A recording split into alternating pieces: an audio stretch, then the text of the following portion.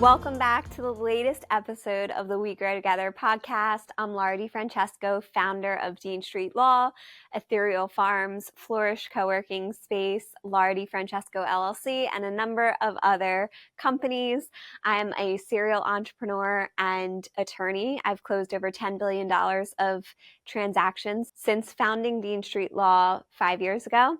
So I'm really excited for this episode. It's going to be a really fun conversation all about the enjoyment and preparation for autumn. I am feeling so fall. I feel like so many of you are feeling all the fall feelings. So I'm really excited to chat about how I transition my life and businesses for fall and how I enjoy that process. I think it's so fun to live seasonally. It's really fun to enjoy the transition of seasons. I am a Pennsylvania, Chester County farm girl who loves all of the seasons. So I love my summer, I love fall, winter, spring. I love it all. I have to say, the fall and spring give me the greatest challenge because I do not check the weather. I expect it to either be warm or cold out, and the cold in the morning, warm during the day, cold at night throws me for the greatest loop of the entire world. I've tried so many things. I'll go over the things that I try to stay on top of it, and maybe they work better for you. But I'm excited to chat about how I change my life and lifestyle design and business as we change the seasons, because I think it's a really important thing to know that we aren't the exact same person from season to season, and we aren't the exact same person from year to year. And what we need as an individual, as a business, change from time to time. And I find that those needs really crescendo in the need for change during a change of season. So naturally, a lot of the things that I change in my business and life change seasonally, because I find that I'm drawn to a very cyclical type of lifestyle. I really love to plant new ideas in spring, to really get started on those in spring, to really do a lot of forward momentum in the summer, starting new projects. The fall, I don't want to think about a new project. I want to get all of my things off my to-do list. I want to start taking things off of my responsibility. I want to just declutter. I want things to fall away as they naturally do in fall. And in winter, I want to really look internally. I want to work on my inner world. I want to work on my businesses. And then I want to be ready to share those things as we start the new year. So I plan ahead. I have already planned all of 2025. I have planned out quarterly plans for a long time. So our episode that we did with Shelly, if you want to hear more about my annual and quarterly planning, you can hear about that in that episode. It's a really fantastic episode that we'll link in the show notes. This is really about all the fall feelings, how I transition my life and businesses and lifestyle design in fall. If you want to learn more about lifestyle design and my philosophy around lifestyle design, we have the Wild Ambition whole product suite, the workbook with 50 pages of work of different exercises to go through for lifestyle design. We have the workshop, which is over 3 hours of exercises you'll be led through with videos and everything. And then the course is over 100 lessons with 4 workbooks that are over 50 pages each, I believe. So really significant, a lot of body of information if you want to get deeper into lifestyle design. We're going to be talking about it at the very surface level today, about the transition moments. So I think it's really important to think of where you are currently, where you want to go, and what you need to get there. And the change of season is one of the best times to make changes and adaptations in your life.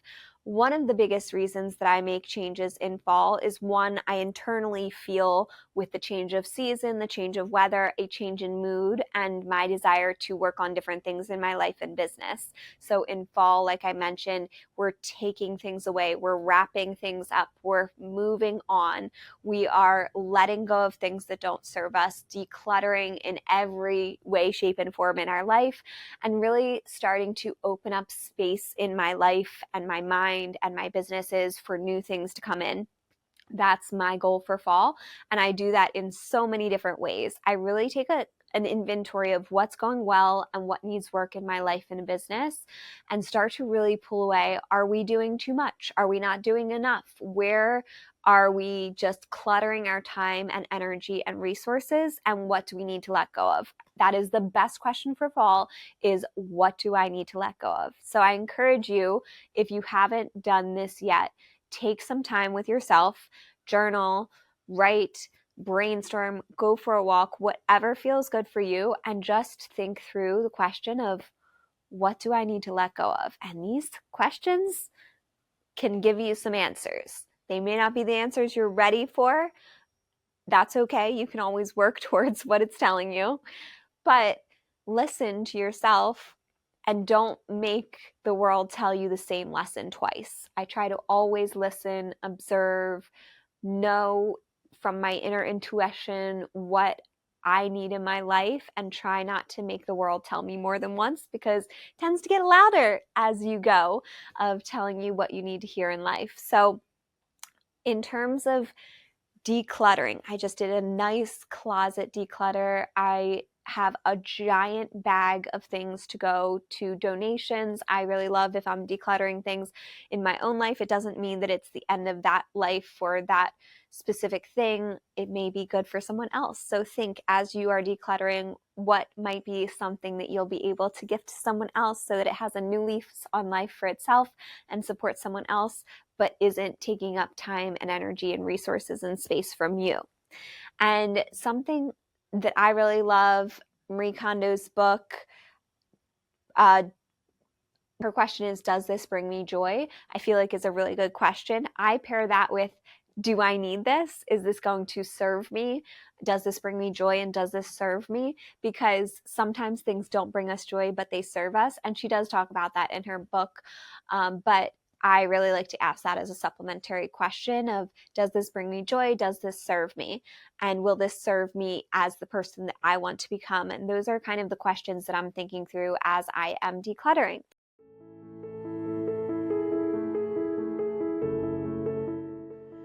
Ready to turn your entrepreneurial dreams into reality? Join our 60 Days to Launch a Business course and gain the essential tools, strategies, and confidence to start your own business. Guided by expert insights and practical steps, you'll go from idea to launch in just 60 days, or less. It's up to you. The course includes lessons, homework, and the 60 Days to Launch a Business guide of over 100 pages of exactly what I've done to start more than 5 businesses, taking you from ideation to post-launch celebrations. Take the leap of faith in yourself and build the business you've always envisioned. Enroll now and start your journey today. And then as I'm decluttering, I'm also thinking of, what do I need and what do I want to invest in? And I wanted to wear this specific outfit because this is something that I wanted to invest in. It is a really wonderful piece from South Moon Under. It's like a little cozy set if you are watching, and I've paired it, because we're in cozy season, you say mama bear. Actually, my dog Bear, who is literally the love of my life, best friend forever, passed away last fall. And the day he passed away, he passed away like a little after midnight. So that morning later, after he passed away and we buried him and everything, I went to Target to get some scrapbooking stuff to commemorate him, and found these in Target, and they said Mama Bear, and his name was Bear, and I was his mama and his mama bear. So we got those. That was last fall. And then this is my nice cozy set that I just got from South Moon Under. It is absolutely amazing. I can link it on Like to Know It if you'd like. But it is so comfy cozy. I did want, as I go into fall, for some nourishing, comfy, cozy, elegant type of comfy, cozy wear. I don't like to just have it be sweatpants. I will wear James's sweatpants, and I actually did invest in a nice pair of sweatpants, but I really wanted things that I could feel like I enjoyed and felt good in wearing, not just felt cozy in wearing, but felt a little elevated and a little bit more like the person that I want to be. So this was a little bit of an investment for myself. I'm not big into shopping, but this was really fun. My sister and I got it. Lisa and I got it when we went to the mall together. So this was a little fun, like little investment in myself. I am going through the house and doing the exact same thing. This past weekend, I did my closet, I did our pantry, I've been working on the kitchen. The barn is my next thing to tackle. And so I'm thinking of like, okay, what do I need for this season of life? I'm going to need blankets, hay, all of the heated water buckets, all of the electrical running to all of the heated water buckets and everything like that. So is my barn ready for winter? Because remember, in October, if you're in Pennsylvania, it can be winter in just a heartbeat. It can be snowing in October. It happens. So what do we need to be ready for this phase of life, and what would it feel good? And so I also went through my entire house and just did like little declutters in each room. And in addition to that, I got out all of my fall candles, which Honey Ray Soap Co. is one of my favorite local small businesses. I'll link them in the show notes as well. Her candles are absolutely amazing. I love their scents. They're all clean candles, and I have a whole slew of their harvest, autumn, and cranberry candles, and love them for fall and winter. I do that same thing with all of my Airbnbs. The scents change seasonally, so right now everything is s'mores, campfire, autumn, spices, cranberries, pumpkins. All of our Airbnbs have seasonal drinks. They all have pumpkin lattes from Starbucks. They all have pumpkin hot chocolates as well. So I really love to make it so that there's little cozy pieces of life wherever we go. I have big blankets, so it's blanket season. So I'm going through my blankets. I added a blanket to the truck for Molly. Molly loves to sit in the back seat. You might have seen our truck and trailer video. So I added a little blanket to the truck for Molly. I'm going through all of my blankets at Flourish and Home and everything. So Flourish has multiple big cozy blankets everywhere so that when you're working, you can cozy up. And same with at Home. I love blankets everywhere to just have like nice, comfy, cozy vibes. So we're also doing all things around the farm to prepare for winter. We've stocked our oil tanks so that we're good to go for winter, making sure that all of those are topped up.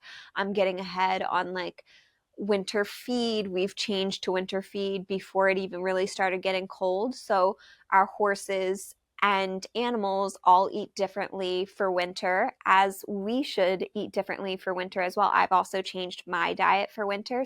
In terms of our horses, for instance, they live off of the grass primarily for summer, and they don't have a lot of hay, and they do have daily feed that they get a little bit, but they triple that amount of daily feed that they get in the winter. And then they also have hay to support them as well. We bought a whole wagon full of alfalfa. We have our own hay that we make, but we don't have a lot of alfalfa. So we bought a whole wagon load of hay. So we are stuffing the barn filled with food for the animals. And we are increasing all of their food that they're getting that's supplementary, because they're not getting as much nutrition from the grass. The goats, the donkeys, the horses, everybody, as well as the flock, are all increasing their feed. So that's something we're very conscious of. And then I'm also changing my diet. So I love Ayurveda. I think it's really important to understand how our body needs different types of energies, and how different food serves us during the year depending on our individual body types. And so I run hot, and I love running hot. I'm a Leo, I'm a sun sign. I really enjoy cool foods in the summer because I run hot, and when the world is hot, I enjoy cooling foods in the summer. But as soon as it turns fall, I don't want a single salad.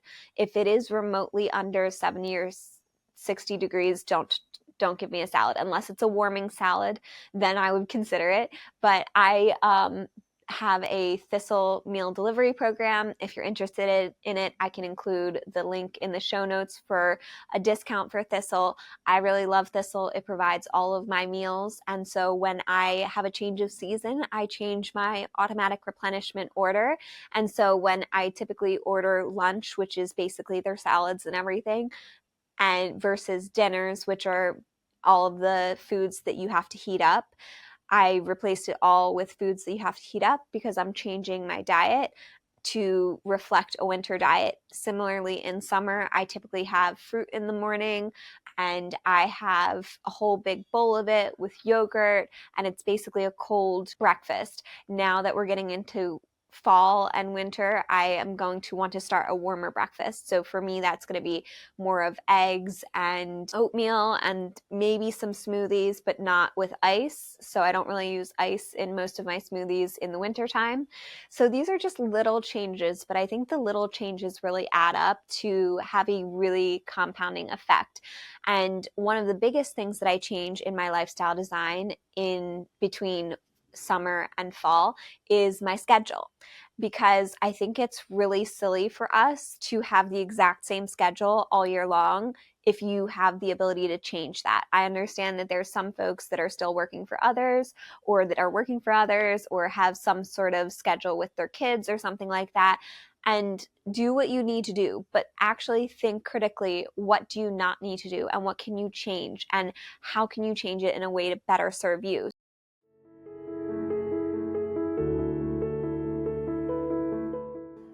The number one question I'm asked is, how do I do all of the things that I do? So I made a course, workshop, and workbook sharing all the details. Unleash your potential with the Wild Ambition Lifestyle Design course. Transform your dreams into reality with guided vision setting, storyboarding, journaling, and all the tools that I use to bring my dreams to life. With over 100 lessons, 200 plus pages of workbooks, and lifetime access so you can return to it whenever you need, you'll have all the tools that you need. Empower yourself with actionable steps to create the life you've always desired. This course is the blueprint to achieving confidence, success, and fulfillment. Join our community of ambitious individuals committed to living their most authentic lives.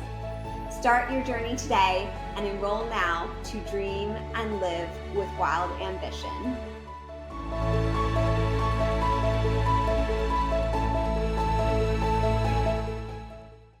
I really don't like doing things at night in the winter. It is dark out.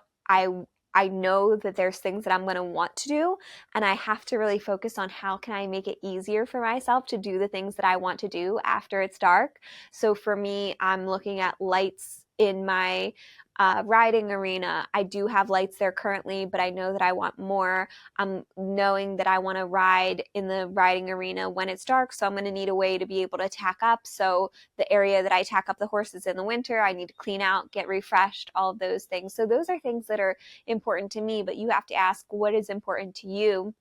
And I changed my entire schedule. So for me, there's bedtime for all of the animals, and that's generally the half hour before sunset or the half hour before it gets dark, so that we have a whole flock. We don't want coyote and fox, who are now going to be more hungry, to hurt our flock. So I'm thinking of, okay, what time do I need to be home now for me to be able to get the flock inside for bedtime to feed all of the animals? I like to feed all of the animals when it's still light out, while we can feed when it's dark out, and we certainly will need to feed when it's dark out because of how early it gets dark in the winter.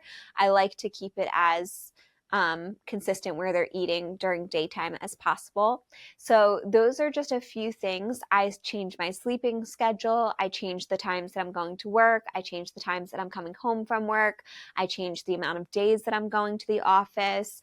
I mean, I really rehaul and overhaul my entire schedule from season to season around what feels good, what do I need, and really let go of the things that you're expected to do.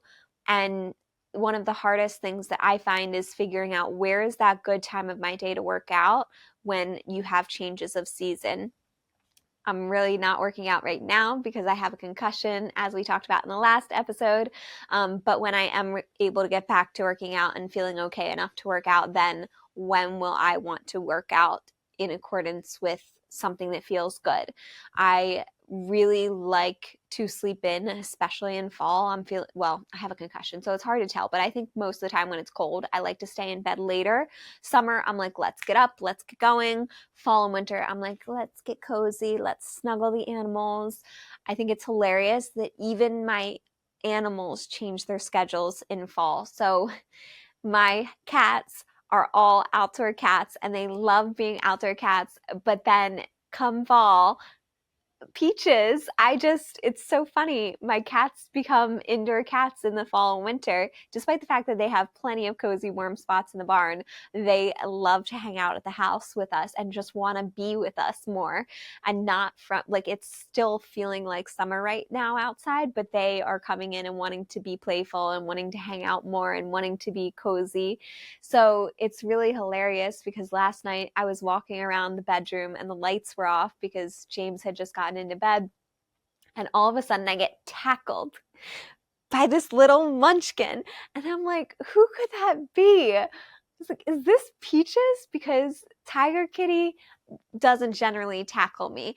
And Tiger Kitty kind of like comes up to you and paws you. And Mr. Black Kitty wraps himself around you. And so it's like, is this Peaches? Peaches hasn't been in the house in probably almost a year. I don't know, maybe 7 months or 8 months. It feels like a really long time that she hasn't been in the house. And so she just let herself in the house. The cats are welcome in the house whenever they want. They have a little kitty door if they ever want to use it, but they don't. So, she let herself in the house. We have the doors open all the time. And so she let herself in the house and just tackles me in the bedroom. And it was so cute. And she just wanted to snuggle and she wanted so much love. And so that just brings me so much joy that my little cats are tumbling around, hanging out, spending more time indoors, embracing the fall feelings. I hope that this episode has been helpful.